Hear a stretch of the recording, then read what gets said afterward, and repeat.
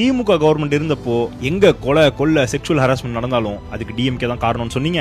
ஏன் ஒருத்தன் இருமுனா கூட டிஎம்கே தான் காரணம்னு சொன்னீங்க. இப்போ டிவிகே ஆட்சியில இத்தனை கொலை செக்ஷுவல் ஹராஸ்மெண்ட் மற்றும் ஏகப்பட்ட பிரச்சனை போயிட்டு இருக்கு. இப்போ ஏன் பூசி முழுகுறீங்க? லாஜிக் அண்ட் ஸ்டாண்டர்ட்ஸ் அப்போ இருந்த மாதிரி தானே இப்பயும் இருக்கணும். அப்போ ஒரு பேச்சு இப்போ ஒரு பேச்சா? டிஎம்கே கவர்மெண்ட் மட்டும் ப்ளேம் பண்ணீங்களே, இப்போ தைரியமா டிவிகே கவர்மெண்ட்டையும் ப்ளேம் பண்ணுங்க அப்படின்னு கரெக்டான கேள்வி மக்கள் எழுப்பியிருக்காங்க. எனக்கும் சேர்த்தா சொல்றேன், டிஎம்கே கவர்மெண்ட்ல என்ன தப்பு நடந்திருந்தாலும் அது தைரியமா ஓப்பனா சொல்லியிருந்தோம். டிஎம்கே கவர்மெண்ட்டையும் ப்ளேம் பண்ணியிருந்தோம். இப்போ அதே லாஜிக் தானே டிவிகே கவர்மெண்ட்டுக்கும் அப்ளை ஆகணும். ரீசெண்டா தமிழ்நாட்டுல ஏகப்பட்ட பிரச்சனைகள் நடந்திருக்கு. நெல்லையில வெறும் 10ஆம் வகுப்பு படிக்கிற மாணவிக்கு பாலியல் தொல்லை கொடுத்திருக்கான் டிவிகே கேடர் கண்ணன்றவன். அடுத்து வீட்டுல கோலம் போட்டு இருந்த ஒரு 29 வயசு பெண்ணை பீகார்ல இருந்து வந்திருக்கிற லேபர் பாலியல் சீண்டல் பண்ணிருக்கான். சென்னை RSRM கவர்மெண்ட் ஹாஸ்பிடல்ல பிறந்த 9 நாள் கை குழந்தைய கிட்னாப் பண்ணிருக்காங்க.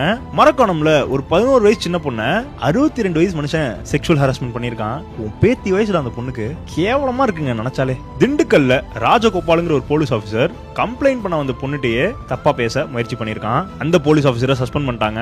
தூத்துக்குடியில சஞ்சய்ங்கிற சின்ன பையனை ஆணவ படுகொலை செஞ்சிருக்காங்க. ஜீவலட்சுமிங்கிற 19 வயசு பொண்ணு மர்மமான முறையில இறந்திருக்காங்க. அவங்களுக்கு கல்யாணம் ஆகி வெறும் 6 மாசம் தான் இருக்கு. ஹஸ்பண்ட் ஜீவானந்தம் அண்ட் ஃபேமிலி தான் அந்த கொலையை பண்ணிருக்கணும் அப்படின்னு அந்த பெண்ணோட குடும்பத்தினர் சொல்றாங்க. ஐஜி ரம்யா பாரதி அவர்கள் மர்டர் அண்ட் ரேப் கேஸ் பத்தி பிரஸ் மீட் கொடுக்கறப்போ சிரிச்சு பேசிட்டு இருந்திருக்காங்க. அதை பார்த்து மக்கள் பயங்கர கோவத்திலையும் வருத்தத்திலையும் இருக்காங்க. திருப்பத்தூர்ல வீட்டுக்குள்ள பூந்து ஒரு 4 இளைஞர்கள் அங்க இருக்கிற பொண்ணை கத்தியை காட்டி மிரட்டி நகையை கொள்ளடிச்சிருக்காங்க. புதுக்கோட்டையில அன்பு செல்வனுங்கிற 17 வயசு சின்ன பையனை கொண்டிருக்காங்க. பூந்தமல்லியில ஐடி எம்ப்ளாயி கை ஆபரேஷனுக்காக ஹாஸ்பிட்டல் போயிருக்காங்க. ஆனா ஆபரேஷன்ல இறந்துட்டாங்க. அது எப்படி கை ஆபரேஷனுக்கு போன பேஷண்ட் இறந்து போவாங்க? தப்பான ட்ரீட்மெண்ட் கொடுத்திருக்காங்க, ஒழுங்கா ட்ரீட்மெண்ட் பார்க்கல அப்படின்னு அந்த குடும்பத்தினர் சொல்றாங்க. திருச்சி ஜிஹெச்ல சீதா லட்சுமிங்கிற நர்ஸ் ஒரு சர்ஜரிக்கு ஆபரேஷனுக்கு திருச்சி ஜிஹெச்ல அட்மிட் ஆயிருக்காங்க.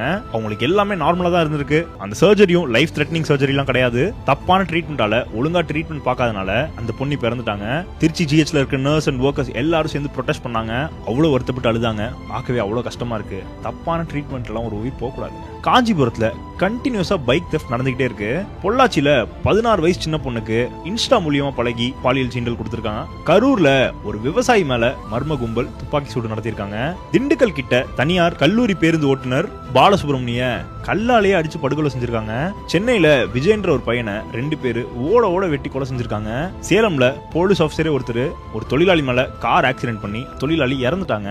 அது இல்லாம தமிழ்நாட்டுல எஸ்பெஷலி சென்னையில ரீசென்ட் டைம்ஸ்ல ஏகப்பட்ட இடத்துல கரண்ட் கட்டாது, ரொம்ப கஷ்டப்படுறாங்க.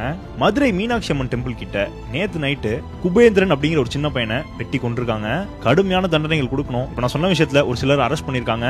பட் அது மட்டும் பத்தாது, இதை நம்ம தடுத்து நிப்பாட்டணும். லா அண்ட் ஆர்டர் ஸ்ட்ராங் ஆகணும். உடனே கடுமையான நடவடிக்கைகள் எடுக்கப்படணும்.